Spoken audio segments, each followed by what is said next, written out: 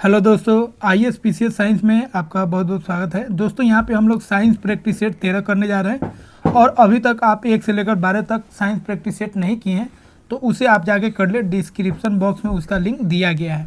तो दोस्तों चलिए हम लोग स्टार्ट करते हैं। तो पहला प्रश्न है, एलपीजी सिलेंडर के रिसाव से उत्पन्न दुर्गंध निम्नलिखित में से किसकी होती है? A methane, B propane, C butane, D ethyl mercaptan. तो सही आंसर हो जाएगा डी मिथाइल मार्केप्टन। दोस्तों होता क्या है, एलपीजी में जो गैस होता है ब्यूटेन और प्रोपेन जो होता है उसमें कोई दुर्गंध नहीं होता है और लीकेज का पता करने के लिए उसमें हम लोग क्या मिला देते हैं? Ethyl mercaptan. अगला प्रश्न है, निम्नलिखित में से कौन सा एक पदार्थ प्राकृतिक बहुलक है? ए बेकलाइट, बी रेशम, सी केवलार, डी लेक्सॉन। तो सही आंसर हो जाएगा बी रेशम। अगला प्रश्न है, यूरिया है ए एक नाइट्रोजन युक्त कार्बनिक यौगिक, बी एक नाइट्रोजन युक्त कार्बनिक यौगिक, सी एक पादप हार्मोन, डी एक ऊर्जा शोषी पदार्थ। तो सही आंसर हो जाएगा ए एक नाइट्रोजन युक्त कार्बनिक यौगिक। तो यूरिया जो होता है उसका फॉर्मूला होता है NH2CO NH2 और इसमें कार्बन होता है, इसीलिए इसको हम लोग बोलेंगे नाइट्रोजन युक्त कार्बनिक यौगिक होता है कौन? यूरिया। अगला प्रश्न है, निम्नलिखित में से कौन सा कार्बनिक अम्ल अंगूर, इमली तथा केला में प्रचुर मात्रा में विद्यमान रहता है? ए एसिटिक अम्ल, बी साइट्रिक अम्ल, सी लैक्टिक अम्ल, डी टार्टरिक अम्ल। तो सही आंसर हो जाएगा डी टार्टरिक अम्ल। तो अंगूर, इमली तथा केला में जो एसिड होता है तीनों में होता है वो कौन एसिड होता है? टार्टरिक अम्ल। अगला प्रश्न है, भोपाल गैस दुर्घटना का कारण था? ए मिथाइल आइसोसाइनाइड का रिसाव, बी नाइट्रोजन डाइऑक्साइड का रिसाव, सी सल्फर डाइऑक्साइड का रिसाव, डी कार्बन मोनोऑक्साइड का रिसाव। तो सही आंसर हो जाएगा ए मिथाइल आइसोसाइनाइड का रिसाव। अगला प्रश्न है, निम्नलिखित में से कौन प्राकृतिक गैस का मुख्य भाग है? ए इथेन, बी ब्यूटेन, सी कार्बन मोनोऑक्साइड, डी मीथेन। तो सही आंसर हो जाएगा डी मीथेन। अगला प्रश्न है, ग्रेफीन होता है? ए कार्बन की मिश्र धातु, बी कार्बन का नैनो प्रतिरूप, सी कार्बन का समस्थानिक, डी कार्बन का समरूप। तो सही आंसर हो जाएगा बी कार्बन का नैनो प्रतिरूप। अगला प्रश्न है, धुआं में आंखों को प्रभावित करने वाला कौन सा शक्तिशाली उत्तेज होता है? A ozone, B sulphur dioxide, C carbon dioxide, D peroxy acetyl nitrate. तो सही आंसर हो जाएगा सी कार्बन डाइऑक्साइड। अगला प्रश्न है, मीथेन निम्न में से किससे निकलती है या उत्सर्जित होती है? ए केवल धान के खेतों से, बी केवल दीमक की बम्बी से, सी 1 और 2 दोनों से, डी केवल गेहूं के खेतों से। तो सही आंसर हो जाएगा ए केवल धान के खेतों से और बी केवल दीमक की बम्बी से, मतलब सी ऑप्शन सही हो जाएगा 1 और 2 दोनों।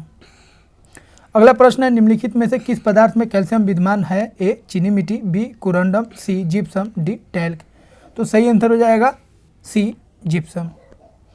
अगला प्रश्न है, पानी मिट्टी से जड़ों में जिस भौतिक प्रक्रिया द्वारा गुजरता है उसे कहा जाता है? ए विसरण, बी वाष्पोत्सर्जन, सी अवशोषण, डी परासरण। तो सही आंसर हो जाएगा डी परासरण। अगला प्रश्न है, बायोडिग्रेडेबल अपशिष्ट को आमतौर पर जिसकी मदद से उपयोगी पदार्थ में बदला जा सकता है वह है? ए बैक्टीरिया, बी वायरस, सी कवक, डी रेडियोथर्मी पदार्थ। तो सही आंसर हो जाएगा ए बैक्टीरिया। अगला प्रश्न है, रात के समय यह सलाह दी जाती है कि पेड़ के नीचे न सोए क्योंकि पेड़ ए ऑक्सीजन की कम मात्रा को मुक्त करते हैं, बी रात में हानिकारक गैसों को मुक्त करते हैं, सी कार्बन डाइऑक्साइड को मुक्त करते हैं, डी कार्बन मोनोऑक्साइड को मुक्त करते हैं। तो सही आंसर हो जाएगा सी कार्बन डाइऑक्साइड को मुक्त करते हैं। अगला प्रश्न है, कीटभक्षी पौधे मिट्टी में किसकी कमी से उगते हैं? ए पानी, B magnesium, C nitrogen, D calcium. तो सही आंसर हो जाएगा सी नाइट्रोजन। अगला प्रश्न है, पढ़ने में काम आने वाले ग्लासेस किस प्रकार के लेंस से बनते हैं? ए अवतल, बी उत्तल, सी साधारण, डी ए और बी दोनों। तो सही आंसर हो जाएगा ए अवतल। अगला प्रश्न है, अगान ब्रैकेट ट्रांसफ्यूजन में रक्त न केवल रक्त के प्रकार में बल्कि में भी संगत होनी चाहिए? ए RH कारक, बी सफ़ेद कोशिकाओं की संख्या, सी लाल कोशिकाओं की संख्या, डी दाता और प्राप्तकर्ता के वंश। तो सही आंसर हो जाएगा ए RH कारक। अगला प्रश्न है, निमोनिया एक संक्रमण है? ए तंत्रिका का, बी रक्त का, सी त्वचा का, डी फेफड़ों का। तो सही आंसर हो जाएगा डी फेफड़ों का। अगला प्रश्न है, पीयूष ब्रैकेट पिट्यूटरी ग्रंथि स्थित होती है? ए हाथ में, बी लीवर में, सी किडनी में, डी मस्तिष्क में। तो सही आंसर हो जाएगा डी मस्तिष्क में। अगला प्रश्न है, गर्भ में भ्रूण के विकास को जानने के लिए निम्नलिखित किरणों ऑब्लिक तरंगों में से किसका उपयोग किया जाता है? ए एक्स किरणें, बी सूक्ष्म तरंगें, सी पराध्वनि तरंगें, डी पराबैंगनी किरणें। तो सही आंसर हो जाएगा सी पराध्वनि तरंगें। अगला प्रश्न है सार्वभौमिक स्वीकार्य रक्त समूह है A B B, C A B, D O. तो सही आंसर हो जाएगा सी ए बी।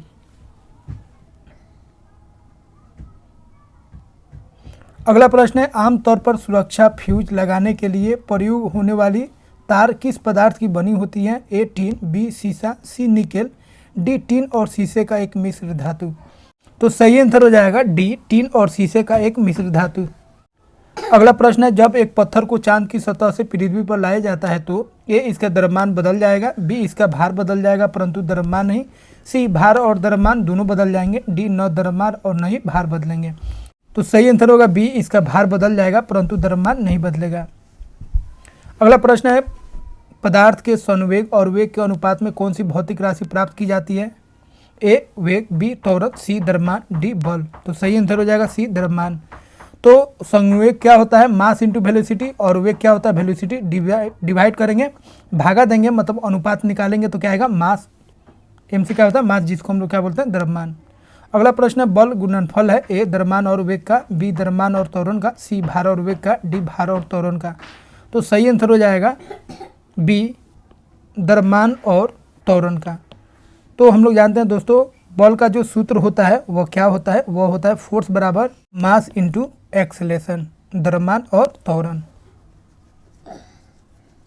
अगला प्रश्न है निम्नलिखित में से कौन सी राशि सदिश नहीं है? ए विस्थापन, बी वेग, सी बल, डी आयतन। तो सही आंसर हो जाएगा डी आयतन जो होता है वो सदिश राशि नहीं है। बाकी जो विस्थापन है, वेग है, बल है, ये सभी सदिश राशि होती हैं, मतलब इसमें मैग्नीट्यूड के साथ साथ डायरेक्शन भी होता है। तो दोस्तों इस तरह हम लोग सेट 13 को कंप्लीट कर चुके हैं। और अगर आपको वीडियो अच्छा लगा हो तो इसे लाइक कीजिए, और अगर आप इस चैनल पर नए हैं तो इसे सब्सक्राइब कर लीजिए, क्योंकि यहाँ पे साइंस से रिलेटेड हर एक concept, theory, MCQ, one liner सारा चीज़ दिया जाएगा, जिससे आपका साइंस का लेवल बहुत ही बेस्ट होगा। तो मिलते हैं दोस्तों अगले वीडियो में एक नए टॉपिक के साथ।